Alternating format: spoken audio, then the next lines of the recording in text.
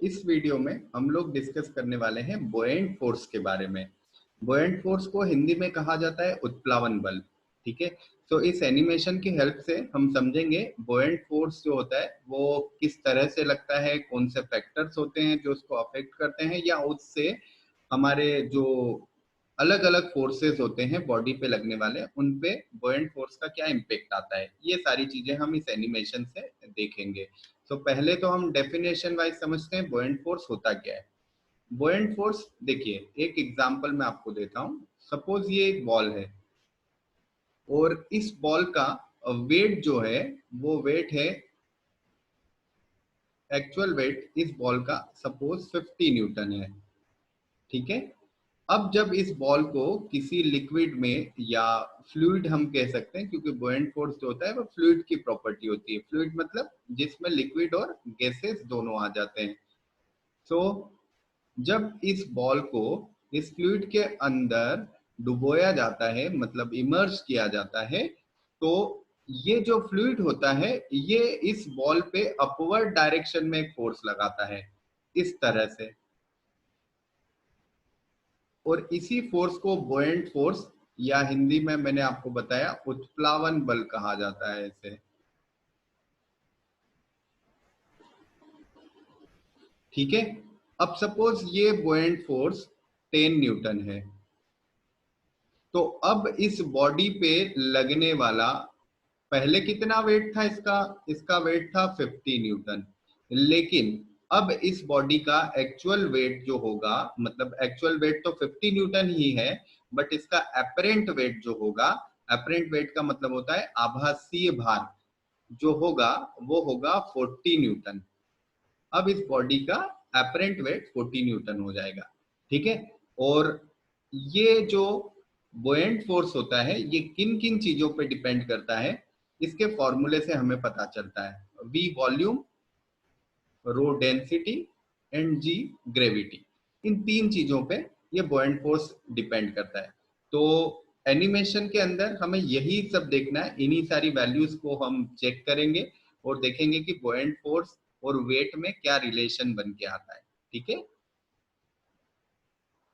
चलिए सबसे पहले हमने एक फॉर्म लिया है और इसका जो वेट है, ये वेइंग मशीन है हमारे पास, ये वेइंग मशीन है। इस पे हमने इस फॉर्म को रखा, इसका वेट किया, कितना आ रहा है 9.80 न्यूटन।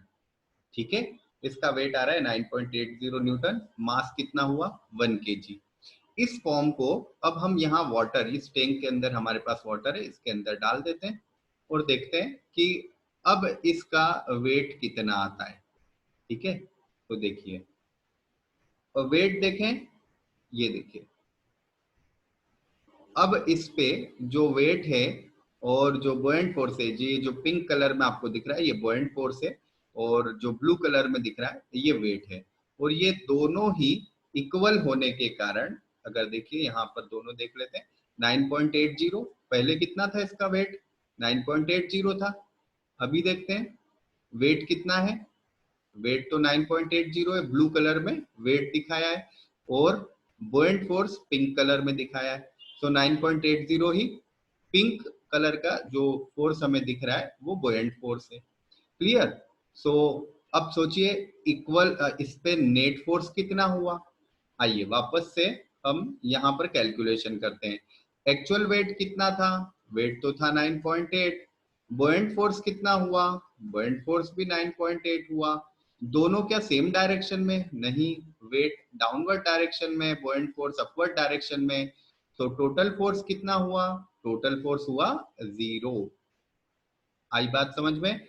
और क्योंकि टोटल फोर्स 0 है, इसीलिए ये बॉडी यहाँ पर फ्लोट करेगी, इस लिक्विड के अंदर या इस फ्लूइड के अंदर ये बॉडी फ्लोट करेगी। क्यों, क्योंकि इस पर नेट फोर्स कितना है 0। जितना नीचे लग रहा है उतना ही ऊपर भी लग रहा है। ठीक है, अब चलिए इसकी जगह हम कोई और ब्लॉक ले लेते हैं। एक वुडन ब्लॉक हमने ले लिया। अब वुडन ब्लॉक को देखते हैं। वुडन ब्लॉक का पहले तो हमने वेट देखा कि वुडन ब्लॉक का वेट कितना है। वुडन ब्लॉक का वेट है 78.40 न्यूटन। ठीक है, अब इस वुडन ब्लॉक को इस वुडन ब्लॉक को ले जाकर, यहाँ पर वेट देख लीजिए कितना है 78.40 न्यूटन, इसे ले जाकर हम इस लिक्विड के अंदर डाल देते हैं और देखते हैं बॉयंट फोर्स कितना आया। अभी भी बॉयंट फोर्स उतना ही है 78.40। इट मींस फिर से नेट फोर्स कितना हुआ ब्लॉक के अंदर, ब्लॉक पे नेट फोर्स 0 हुआ।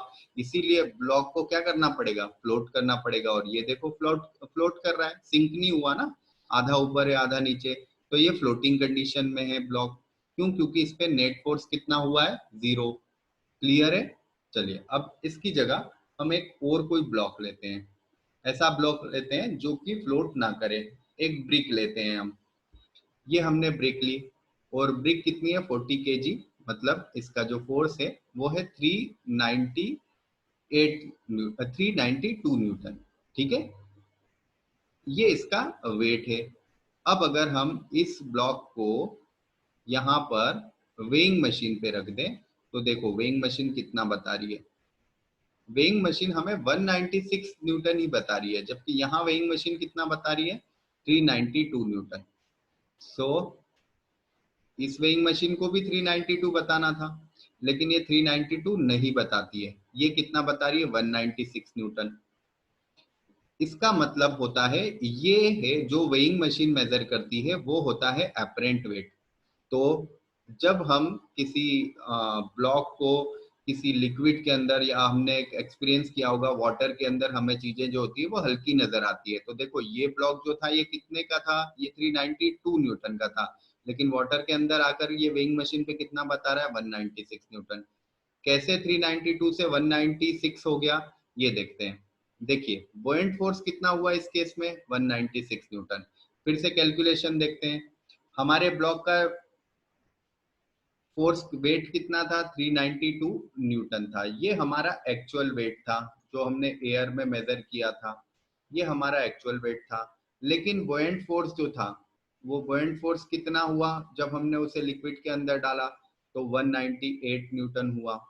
ठीक है, अब बॉयंट फोर्स किधर होता है अपवर्ड डायरेक्शन में, एक्चुअल वेट किस डायरेक्शन में होता है डाउनवर्ड डायरेक्शन में।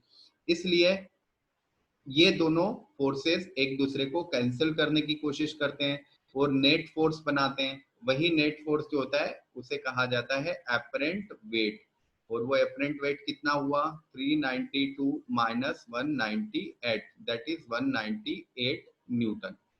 ठीक है, इसकी कैलकुलेशन एक बार आप चेक कर सकते हो। ये 396 है, 396, सो 396, सो 198 न्यूटन। क्लियर? ये है एपरेंट वेट जितना हमको एक्सपीरियंस होगा। तो यहाँ पर 196 न्यूटन, या जो भी कैलकुलेशन थी ये 196 न्यूटन है, हमने वहां 198 और 396 लिया है। सो 196 न्यूटन इसका एपरेंट वेट हुआ। किस वजह से? क्योंकि 196 अपवर्ड डायरेक्शन में बोयेंट फोर्स लग रहा है। ठीक है, तो इस कारण हम बोयेंट फोर्स को कहते हैं अप थ्रस्ट। अप थ्रस्ट मतलब ऊपर की डायरेक्शन में लगने वाला परपेंडिकुलर फोर्स।